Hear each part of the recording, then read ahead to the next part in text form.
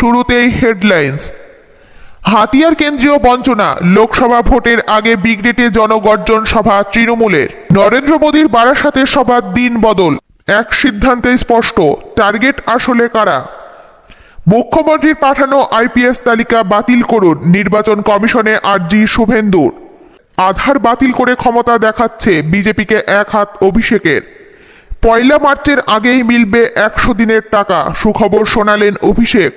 Google এবার বন্ধ করে দেবে গুগল প্লে সার্ভিস, যা আপনার না জানলেই নয়। আসছি বিস্তারিত খবরে। লোকসভা ভোটের আগে বাংলার শাসক দলের হাতিয়ার কেন্দ্রীয় বঞ্চনা। 100 দিনের কাজ, আবাস যোজনার বকেয়া টাকা কেন্দ্রের কাছ থেকে আদায়ের জন্য লাগাতার কর্মসূচি চালিয়ে যাচ্ছে তৃণমূল। দিল্লি কলকাতায় একাধিক ধর্নার পর এবার ব্রিগেড প্যারেড গ্রাউন্ডে জনগর্জন সভা ডাকল তৃণমূল। আগামী 10ই মার্চ ব্রিগেড ময়দানে এই সভার কথা জানালেন অভিষেক বন্দ্যোপাধ্যায়। এই সভায় অভিষেক বন্দ্যোপাধ্যায় ছাড়া প্রধান বক্তা হিসেবে থাকার কথা তৃণমূল সুপ্রিমো মমতা বন্দ্যোপাধ্যায়। বক্তব্য রাখবেন তৃণমূলের শীর্ষ নেতারা। রবিবার নিজের সোশ্যাল মিডিয়ায় পোস্টে 10 তারিখ ব্রিগেডে জনগর্জন সভার কথা ঘোষণা করেছেন অভিষেক বন্দ্যোপাধ্যায়। তাতে লেখা হবে, পাশাপাশি সর্বভারতীয় তৃণমূল কংগ্রেসের সোশ্যাল মিডিয়া পেজের প্রোফাইল ছবিও বদলে ফেলা হয়েছে। জনগর্জন সভার ছবি রেখে নিচে লেখা 2024-এর যুদ্ধ শুরু। তাতে স্পষ্ট 10ই মার্চ ব্রিগেডের মেঘাসভা থেকেই কার্যত লোকসভা ভোটের প্রচার শুরু করে দিচ্ছে তৃণমূল। এ নিয়ে দলের মুখপাত্র তথা রাজ্য সাধারণ সম্পাদক কুণাল ঘোষ জানান, অভিষেক বন্দ্যোপাধ্যায় মমতা বন্দ্যোপাধ্যায়ের নেতৃত্বে ব্রিগেডে সভা হবে 10ই মার্চ। কেন্দ্রীয় বঞ্চনা, বাংলার অধিকার প্রতিষ্ঠার দাবিতে বহিরাগত জমিদাররা অত্যাচার করছে, এর প্রতিবাদে সভা হবে। এর আগে 2019 সালের লোকসভা ভোটের আগেও ব্রিগেডে সমাবেশ করেছিল তৃণমূল সহ বিজেপি বিরোধী দলগুলি। কলকাতার ইউনাইটেড ইন্ডিয়ার মেঘাসভায় বাংলার মুখ্যমন্ত্রী মমতা বন্দ্যোপাধ্যায় ছাড়াও হাজির ছিলেন 3 বিরোধী মুখ্যমন্ত্রী। আপের অরবিন্দ কেজরিওয়াল, কর্ণাটকের তৎকালীন মুখ্যমন্ত্রী এইচ.ডি. কুমারস্বামী, অন্ধ্রের টিডিপি নেতা চন্দ্রবাবু নাইডু। সেখানে মোদীর বিরুদ্ধে একত্রে লড়াইয়ের অস্বীকার করেছিলেন সকলে। যদিও 2019 সালের লোকসভা ভোটে 353 আসন পেয়ে ফের দ্বিতীয়বারের জন্য ক্ষমতায় আসে এনডিএ সরকার। তবে 24-এর ভোটে তৃণমূলের ইস্যু মূলত কেন্দ্রীয় বঞ্চনা। 100 দিনের কাজের টাকা, আবাস যোজনার টাকা না পাওয়ার অভিযোগে বারবার দিল্লিতে দরবার করছে তৃণমূল, কিন্তু কাজ হয়নি। এবার সেই ইস্যুকেই সামনে রেখেই লোকসভা ভোটের লড়াইয়ে নামছে মমতা বন্দ্যোপাধ্যায়ের দল। আসছি পরবর্তী খবরে। সন্দেশখালী ইস্যুকে হাতিয়ার করে নারী দিবসের দিনকেই বারাসাতে সভা করার দিন হিসেবে বেছে নিলেন প্রধানমন্ত্রী নরেন্দ্র মোদী। প্রথমে ঠিক ছিল বারাসাতে 7ই মার্চ সভা করবেন মোদী সরকার, তারপর একদিন এগিয়ে ঠিক হয় 6ই মার্চ হবে সেই সভা। বিজেপি সূত্রে খবর, এবার প্রধানমন্ত্রীর বারাসাতের সভার দিন চূড়ান্ত হলো 8ই মার্চ। এদিকে পয়লা মার্চ আরামবাগে এবং 2রা মার্চ কৃষ্ণনগরে সভা করবেন নরেন্দ্র মোদী। তবে 8ই মার্চ বারাসাতের সভা বিশেষ তাৎপর্যপূর্ণ। প্রধানমন্ত্রীর বারাসাতের সভার নাম দেওয়া হয়েছে নারী শক্তি বন্দনা কর্মসূচি। 8ই মার্চ আন্তর্জাতিক নারী দিবসের দিন বারাসাতের সভায় সন্দেশখালীর নির্যাতিতা মহিলাদের সঙ্গে সাক্ষাৎ করে তাদের অভাব অভিযোগ শুনতে পারেন প্রধানমন্ত্রী। বিজেপি সূত্রে খবর, প্রধানমন্ত্রীর সঙ্গে সন্দেশখালীর সাক্ষাৎকারী মহিলাদের খোঁজ ইতিমধ্যেই শুরু করে দিয়েছে বঙ্গপদ্ম শিবির। বিজেপির টার্গেট সন্দেশখালী সহ রাজ্যের 1 লক্ষ মহিলাকে প্রধানমন্ত্রীর বারাসাতের সভায় হাজির করানো। পরিসংখ্যান বলছে, সাম্প্রতিক নির্বাচনের রাজ্য সিংহভাগ মহিলা তৃণমূল কংগ্রেস এবং মমতা বন্দ্যোপাধ্যায়ের ওপরেই আস্থা রেখেছেন। এবার সন্দেশখালী ইস্যুকে হাতিয়ার করে লোকসভা ভোটে বাংলার মহিলাদের মন পেতে এখন মরিয়া পদ্ম শিবির বলেই রাজনৈতিক পর্যবেক্ষকদের একাংশের। বিজেপির কেন্দ্রীয় নেতা বঙ্গ বিজেপির নেতৃত্বকে নির্দেশ দিয়েছেন যাতে শুধুমাত্র সন্দেশখালী নয়, সংলগ্ন বিভিন্ন প্রান্তের যারা নির্যাতনের শিকার হয়েছেন এমন মহিলাদেরও প্রধানমন্ত্রীর 8ই মার্চের সবাই হাজির করাতে হবে। এদিকে মোদীর বারাসাতের সভার 2 দিন পরেই 10ই মার্চ ব্রিগেড সমাবেশের ডাক দিয়েছে তৃণমূল। সেখান থেকে সুর চড়াবেন মুখ্যমন্ত্রী মমতা বন্দ্যোপাধ্যায়। ফলে মার্চের দ্বিতীয় সপ্তাহে যে সরগরম থাকবে বাংলা, তা বলাই বাহুল্য। আসছি পরবর্তী খবরে। নির্বাচন কমিশনকে চিঠি লিখলেন বিধানসভার বিরোধী দলনেতা শুভেন্দু অধিকারী। লোকসভা নির্বাচনের প্রতিবারই রাজ্য থেকে আইপিএস আধিকারিকদের ভোটের কাজে অন্য রাজ্যে পাঠানো হয়।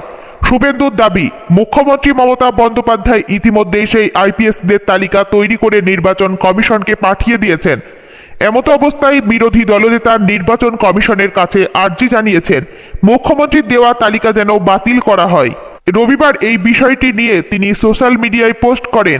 পোস্টটিতে তিনি নির্বাচন কমিশনের মুখপাত্র এবং পশ্চিমবঙ্গের মুখ্য নির্বাচনী আধিকারিককে ট্যাগও করেছেন। নন্দীগ্রামের বিজেপি বিধায়ক শুভেন্দু সোশ্যাল মিডিয়ায় লেখেন, আমি বিশ্বস্ত সূত্রে জানতে পেরেছি মমতা বন্দ্যোপাধ্যায় রাজ্যের আইপিএস আধিকারিকদের একটি তালিকা তৈরি করে তা নির্বাচন কমিশনের কাছে পাঠিয়েছেন। লোকসভা নির্বাচনের সময় আইপিএসদের অন্য রাজ্যে পুলিশ পর্যবেক্ষক হিসেবে পাঠানো হবে।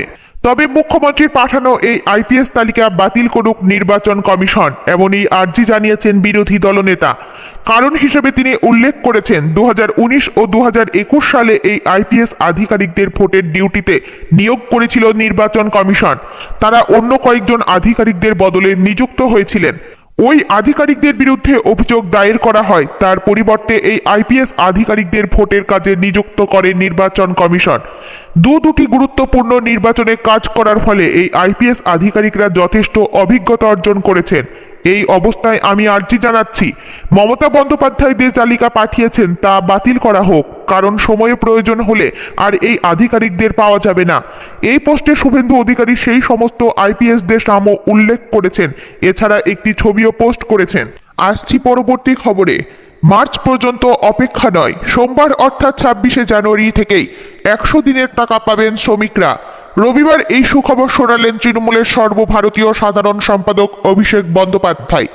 26শে ফেব্রুয়ারি থেকে 1 মার্চের মধ্যেই এই টাকা সকলের অ্যাকাউন্টে পৌঁছে যাবে বলেই মহেশতলায় দাঁড়িয়ে জানান তিনি। 100 দিনের বকেয়া পাবেন রাজ্যের প্রায় 59 লক্ষ শ্রমিক। 100 দিনের কাজ বা বনরেগা প্রকল্পের কাজ করেও কেন্দ্রের কাছ থেকে টাকা পাননি বাংলার শ্রমিকরা। এই অভিযোগ দীর্ঘদিনের।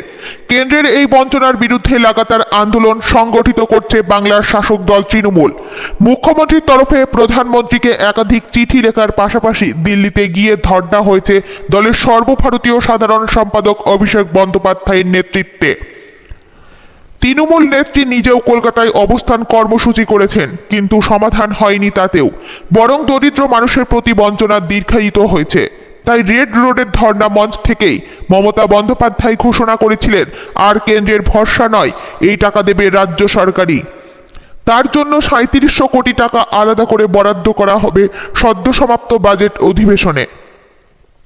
সেই মতো তালিকা তৈরি 21শে ফেব্রুয়ারি থেকে 100 দিনের টাকা শ্রমিকদের অ্যাকাউন্টে পৌঁছে যাওয়ার কথা ছিল, কিন্তু পরে মমতা বন্দ্যোপাধ্যায় জানান শ্রমিকদের তালিকা তৈরি করতে খানিকটা সময় লাগবে। 21শে ফেব্রুয়ারির পরিবর্তে 1 মার্চ থেকে সেই টাকা দেওয়া হবে। আর রবিবার অভিষেক বন্দ্যোপাধ্যায় জানালেন তালিকা তৈরির কাজ প্রায় শেষ। প্রায় 59 লক্ষ শ্রমিক পাবেন 100 দিনের কাজের টাকা। 26শে ফেব্রুয়ারি থেকেই সেই টাকা দেওয়া শুরু হবে। 1 মার্চের মধ্যে সেই টাকা দেওয়ার কাজ শেষ হবে বলেই জানালেন অভিষেক বন্দ্যোপাধ্যায়। লোকসভা নির্বাচনের আগে এই কাজ নিঃসন্দেহে তৃণমূলের বড় অ্যাডভান্টেজ। আসছি পরবর্তী খবরে। গুগল প্লে নিয়ে বড় সিদ্ধান্ত, আগামী 4 জুন থেকে এই দেশে বন্ধ হয়ে যাবে ডিজিটাল ওয়ালেটের ব্যবহার। গুগল তার অর্থ প্রদান পরিষেবাগুলিকে স্ট্রিমলাইন করতে এবং গুগল ওয়ালেটের মান উন্নত করার জন্য কাজ করবে। আর এই নতুন ফোকাসের জন্যই গুগলের পক্ষ থেকে এটি একটি বড়সড় পদক্ষেপ। গুগল প্লে মার্কিন যুক্তরাষ্ট্রে এই পরিষেবা বন্ধ করে দেবে। বৃহস্পতিবার টেক জায়ান্ট তার ব্লগে এই ঘোষণা করেছেন যে মার্কিনিরা 4 জুন পর্যন্ত অর্থ আদান প্রদানকারী অ্যাপটি ব্যবহার করতে পারবেন।